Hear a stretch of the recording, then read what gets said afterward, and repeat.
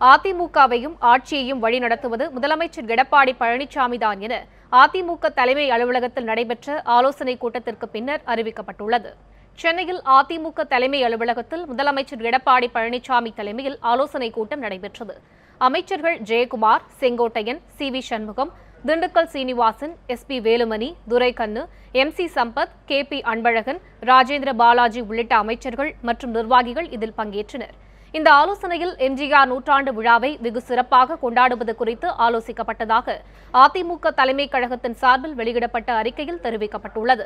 கூட்டத்தின் முடிவில் மூத்த அமைச்சர்கள் சிலருடன் முதல்வர் எடப்பாடி பழனிசாமி தனியே ஆலோசனை நடத்தியதாகவும் தெரிவிக்கப்பட்டுள்ளது.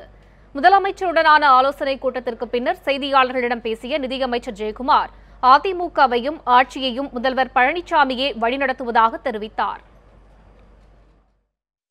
மாண்புமிகு அம்மா அவர்கள் சிறப்பான முறையிலே ஒரு எஃகு கோட்டையாக இதை உருவாக்கி அந்த எஃகு கோட்டை முழுமையான அளவிற்கு ஒரு கட்டுக்கோப்புடன் இன்றைக்கு மாண்புமிகு முதலமைச்சர் அண்ணன் எடப்பாடி தலைமையிலே இன்றைக்கு கழகமும் ஆட்சியும் இன்றைக்கு சென்று கொண்டிருக்கின்றது. எனவே மற்றவர்களை பற்றி நாங்கள் கவலை கொள்வதாக இல்லை.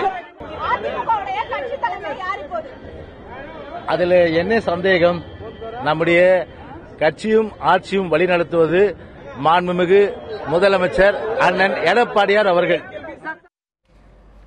அதிமுக அணிகள் இணைப்பு தொடர்பாக ஆலோசனைக் கூட்டத்தில் விவாதிக்கப்பட்டதா என்ற கேள்விக்கு அமைச்சர் ஜெயக்குமார் நேரடியாக பதிலளிப்பதை தவிர்த்த போதிலும் இணைப்பு பேச்சுவார்த்தைக்கான கதவுகள் திறந்தே இருப்பதாக குறிப்பிட்டார். மத்திய அமைச்சரவையில் அதிமுக பங்கேற்குமா என்ற கேள்விக்கு திமுகவை போல் நாங்கள் செயல்பட மாட்டோம் என ஜெயக்குமார் பதிலளித்தார். விரும்புவது கூடி வந்தால் கோடி நன்மை. எனவே அதிலே முழுமையான அளவிற்கு அந்த ஒரு ஒருமித்த கருத்தோடு தான்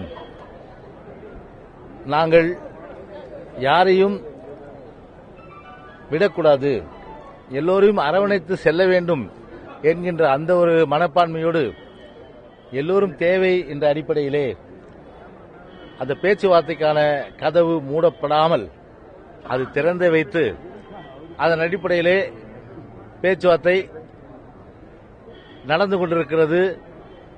அதற்குரிய ஒரு நல்ல ஒரு சுமூகமான தீர்வுகள் எல்லாம் விரைவிலே எட்டப்பெறும் என்றுதான் மிகுந்த நம்பிக்கையோடு நாங்கள் அனைவரும் இருக்கின்றோம்.